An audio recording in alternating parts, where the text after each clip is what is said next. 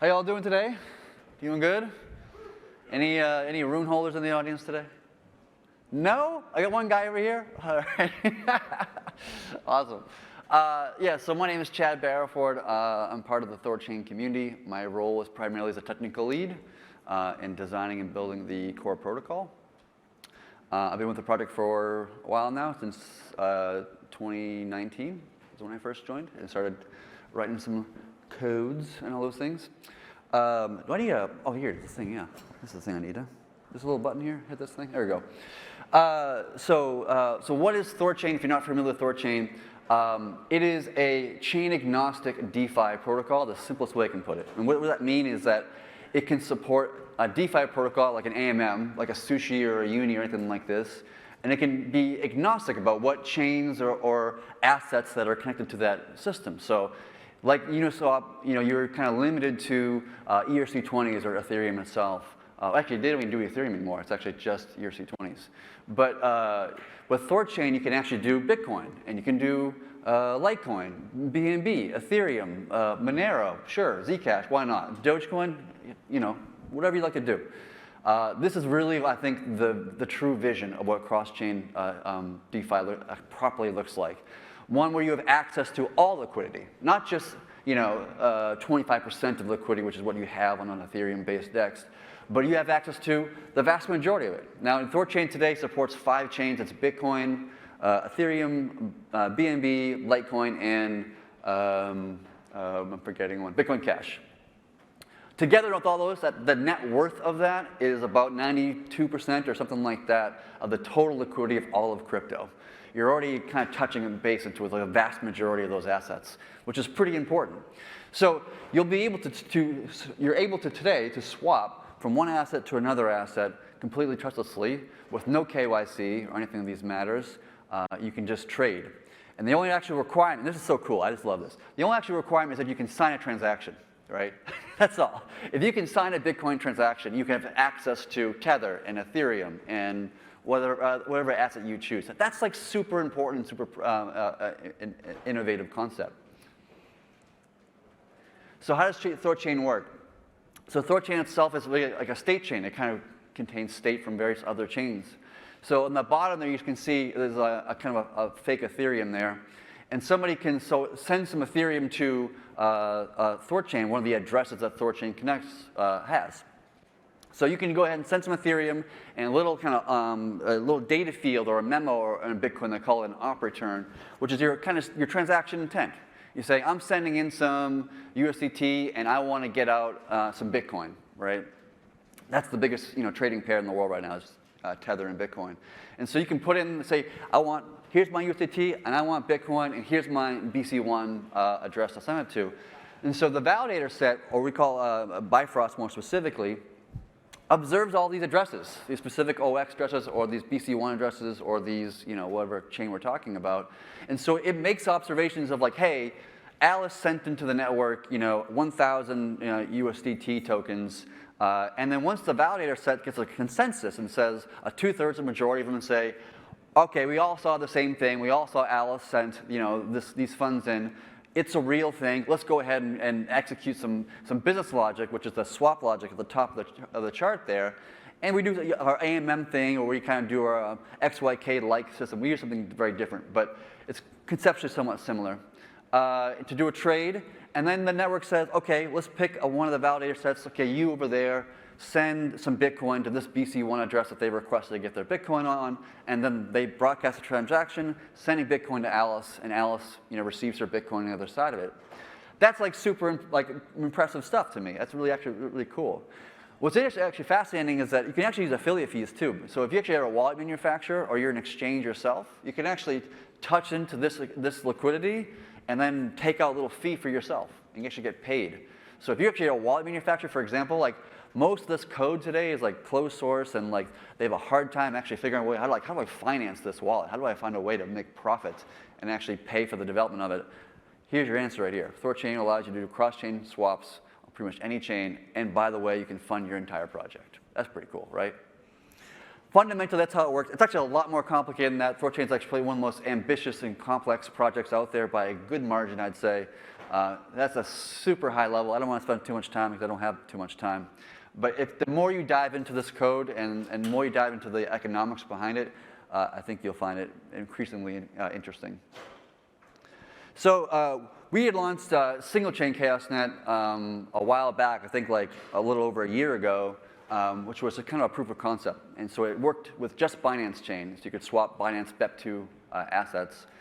That went pretty well, and so then we went to the next step, which is called multi-chain ChaosNet, which we launched back in April this year, which is supported those 5 chains that I talked about, with more on the way for sure. We have about $500 million in TVL if you include the security side on the Rune and the bonded side, $200 million on the pools. That's with artificial caps. THORChain launched with a very guarded launch. It doesn't think about like, let's go ahead and launch a protocol. Like that's a completely experimental, and then have like $2 billion, and then day 2, and then it all gets pwned. We don't want to have that situation. So the community decided to just go ahead and cap the amount of TVL in the network to have a more guarded, and we raised that cap as a community over time as we feel more secure and as the network gets more hardened and we fix the bugs and all these kind of things, which is going to take a considerable amount of time because, like I said, THORChain is very, very complicated. It's like 150 to almost 200,000 lines of code versus most DeFi projects are about like 2,000. So it's considerably more complicated. The attack surface on THORChain is like actually very huge. You're taking on the security risks of every chain out there. So you inherit those risks to some degree. And so it has to be hardened much more so than your average DeFi protocol. So we're taking a very guarded and slow approach to it, intentionally so. We've had about $1.5 billion in trading volume. We already have some exchanges like Shapeshift, for example, now uses THORChain as its backend. So when you buy Bitcoin on Shapeshift, you're actually buying it through THORChain. The Treasury, we're pretty public with this. We do a monthly Treasury report. It's on our Medium. You can read about it. We shoot for radical transparency as much as reasonably possible. We have about $200 million in the Treasury of various assets. All that stuff is public. Go to the Medium. You can read more about it if you'd like. For the roadmap, we get some pretty interesting things coming downstream here. So synthetics is actually already in the chain today, but just not feature flagged on quite yet. So basically, you can have synthetic Bitcoin, synthetic Ethereum, synthetic USDT. Because THORChain, from the base layer, has an AMM, it knows the value of every asset on the network, right? Unlike something like Ethereum. And so it can be able to have synthetic assets that are quite effective. And so you can have synthetic Bitcoin sent to somebody else and have a lightning network-like effect of like really fast 5-second transaction times, pay, I think it's like 4 or 5 cents in transaction fees on a chain that's much faster than Ethereum is. It can do, I don't even know how many hundreds of transactions per second. What's cool about these things, though, is that you can use them to arbitrage the pools. So you actually don't even need to have Bitcoin to arbitrage the Bitcoin pool anymore once we launch this thing. So you can actually arbitrage the pools faster, more efficiently, and much more cheaply. Instead of waiting 10 minutes for the Bitcoin blockchain to mint your Bitcoin, the transactions you're making, you can actually just do it through synthetics and balance that pool within 5 seconds. Much more effective system. And then once we connect to IBC and collaborate with the rest of the ecosystem of Cosmos, you'll be able to beam these assets, Rune, synthetic Bitcoin, synthetic Ethereum, whatever synthetic Dogecoin, whatever you're into, and beam them to, Injective for a derivatives protocol maybe, or anything else that's in the system of Cosmos. That's pretty cool. Thor savings is something we're talking about doing, which is really, really fascinating. We actually were inspired by Terra's like 20% interest on the UST asset. I think that was really, really cool, and that's fixed rate interest rates.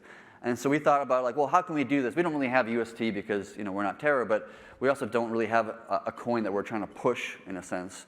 Even the Rune token is not something we were like actively pushing as a network per se, but because you don't even have to have Rune to do like any of the things you want to do on THORChain. You can earn yield on your Bitcoin without even touching or owning the Rune asset or even having a Thor address. It's not even required. You don't have to have Rune to even swap or anything like this. So we actually don't push that asset on anybody, except for if you want to validate the network, of course. That's a little bit different.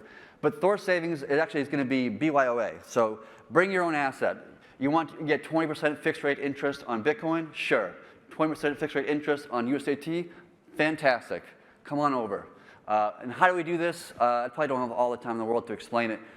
In a single word, it's called tranches.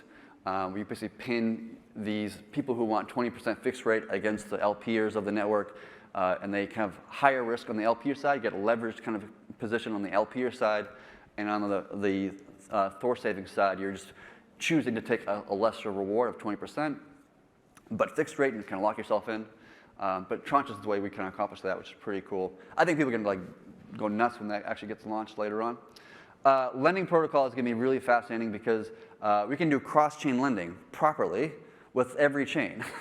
So you can get like a Bitcoin loan, which is would be just mind-numbing for a lot of people. And then because you're actually providing liquidity in the network to get that loan, the collateral that you put in is actually producing a yield. And that yield can be used to pay back the loan that you already took out. So you can take out a Bitcoin loan and just not pay it back. That's perfectly fine, And what's really more fascinating about this is you can actually not pay taxes. I'm not a tax professional, so please talk to your tax accountant and all these things. But the US government does not consider loans to be a taxable event. So if you want to pull out whatever asset you have into USD, it's actually possible because of the THORChain. So say you have Dogecoin, right? You want to cash out your Dogecoin to USD or whatever, you can just go ahead and trade it, or not trade, excuse me, but get a loan through this system into BTC, and then put that BTC into BlockFi and get USD. And that, from my understanding, and again, don't trust me, do your own research, that would be completely tax-free on any crypto asset of your choosing, which is pretty cool. This is why cross-chain like DeFi is super important, because you can do things that nobody else can do in the space. It's really fascinating. The other thing we've been talking about, and we're not really sure if we're going to do this yet, quite not, but you can actually, because THORChain is chain agnostic, you can build smart contracts on THORChain that aren't on THORChain, right? You can actually deploy a smart contract on Ethereum or Terra or whatever chain that you like, or whatever language or chain that you prefer, and deploy it there, but then have access to the liquidity of THORChain. So you can actually provide liquidity into THORChain, put your Bitcoin up there, get some LP units, like liquidity units, and then transfer those units to some smart contract on Ethereum, where you can do whatever you want there. You want to do perpetuals, you want to do derivatives, I don't know, whatever you want to do. You want to do a casino, sure, whatever you want to do, it doesn't matter. And then you'll be able to use cross-chain liquidity on whatever chain you want. That's pretty powerful. We have other things in the pipeline. Thor names is one thing, which we had to do for technical reasons. Light nodes is going to increase security of the network, and a bunch of other things that are kind of planned. But that's at a kind of a high level. Hopefully, I haven't yammered on for too long here. I want to leave some space for questions from our esteemed moderator here, as well as the audience, if anyone wants to ask any questions. Awesome. So one of the big things that happened recently, THORChain, related to the 2 hacks that occurred in July. And I think it's important with these networks, things break, especially when it's so complex. I think the most important thing is how projects handle themselves afterward. What are the steps in place? What is the ethos you're trying to reevaluate, and how do you reassure users, enterprises looking to build on THORChain? Yep. Just as you don't need to get into the technicals of it, but what kind of big lessons do you think you've taken away from that? Well, yeah, so that was a big serving of humble pie, right? I mean, for sure. It's the biggest kind of nightmare that you, as a DeFi person building a DeFi protocol, that you're kind of afraid of, is that it gets exploited in one way, shape, or other. Now, pretty much every DeFi protocol gets exploited at one moment or another. THORChain's no different. That's why we launched ChaosNet, and we had reserved the amount of capital on the network to be taken, right? And anybody that lost capital as part of that didn't actually lose the capital. The Treasury, that $200 million I was talking about earlier, is used to refund everybody whatever funds that were lost. So everybody's covered by the THORChain Treasury on purpose. That's why we have the Treasury, right? That's partially why we built it. So we did a lot of things since then. So we brought in several different external audits to go through the code.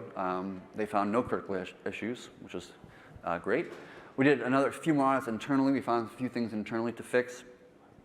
But I think what I realized, at least for myself, is that trying to find all the exploits in a code base is always going to be a known unknown. You will never know whether or not there are more exploits or there are not more exploits. And this is true with any piece of code on the planet. So instead of trying to think about the problem as in, let's find every needle in the haystack, especially in THORChain's haystack, which is monumentally larger than what you would normally see in the space, and therefore be a lot more difficult, we instead let's talk about blanketed protections. So that if somebody tries to convince the network that it received Ethereum that it didn't actually receive, which is what happened in that last attack, for example, the network now has solvency checks. That if the network becomes insolvent in some way, it just kind of like, before funds start getting sent out, it's like, I expect there to be more funds, and there's not. Let's just, the chain autonomously halts itself, lets the humans come in, figure out what the problem was before funds are actually lost, and then fix the issue, and then carry on, right? That's a more, instead of trying to find every way you can manipulate that, let's just blanket protection it, right? Same thing on the outbound. If somebody figured a way to extract huge quantities of funds, the network now will actually delay outbound transactions up to an hour. So if somebody tries to, put through $8 million in a split second or something of this nature, the network's like, whoa, that's a lot of money. Let's just wait an hour before that actually goes out. And that gives the community time to like, well, let's check this out. Like, is there something, is this a legitimate trade? Is this like some sort of manipulation of an Ethereum smart contract? All that kind of stuff. Done bug bounties, we're talking about insurance, all the other things. We've done a considerable amount of time, energy, and work over the past month or so, which I'm actually quite proud about, to be honest. But we have to think about security in a more defensive way, and the chain and the community definitely have a more defensive approach moving forward. Yeah, that makes sense. And the Treasury, as you mentioned before, $200 million is a lot of money to be sitting on. And similar projects, they implemented some sort of either formal or informal governance systems around that, or grants program. Is there any plans to create some sort of participation mechanism for that Treasury to be allocated? Yeah, that's still being kind of decided in a sense. It started off as a $1.5 million investment in the earlier days, and that's really all the money that the team really needed in the early days to get it, that $200 million just came naturally over time, more or less. The current thinking is that after we do a planned obsolescence, which is in like July 2022, when the original individuals who designed and created this thing will kind of disperse and all this kind of stuff, that the Treasury will also disperse into maybe like a dozen groups of individuals who have proven themselves to be highly aligned to the THORChain ethos and to the THORChain project. There's not really quite a thinking about a DAO in the sense of like voting on every particular transaction or like of how we mitigate the Treasury. That's got its own problems and complexities, which I'm still open to thinking about that. I don't think anybody's quite decided fully yet. Something I think the community will have to figure out, probably in about 6 months or 12 months from now. And when THORChain started, it was very much a new experimental idea. There really wasn't a lot of projects even attempting to do anything similar. What do you think the edge that THORChain has now over, or what differentiates it between projects like Osmosis Hub or Gravity DEX as these projects kind of come to fruition? What do you see on that? Yeah, I mean, so Osmosis and Gravity DEX are interesting plays, right? And they're smart people behind those technologies. I think THORChain's perspective is that a cross-chain DEX should actually be properly cross-chain, meaning that it doesn't matter, it's chain agnostic. And even Osmosis and Gravity DEX is great for the Cosmos ecosystem, but it's not great for the Bitcoin ecosystem or the Dogecoin or even the Ethereum is not particularly well represented per se. So, and I have some economic concerns about some of the design decisions made in those models. I think from my perspective, THORChain is the only play that actually has thought through every economic aspect fully and is not, have a potential problem with economic exploits. Which I've been vocal about in the past. I've talked to individual teams about that as well, but they had that problem, and they don't really seem interested in solving it, which is quite surprising for me. We'll see how it kind of pans out. Awesome, great presentation. Thank you for taking the time to talk and answer some of my questions. I appreciate it very much. I'll be up on the 7th floor after my presentation. If anybody wants to come up and ask me some questions, you're welcome to. I'll make myself available to you. So come chat if you'd like to. Great.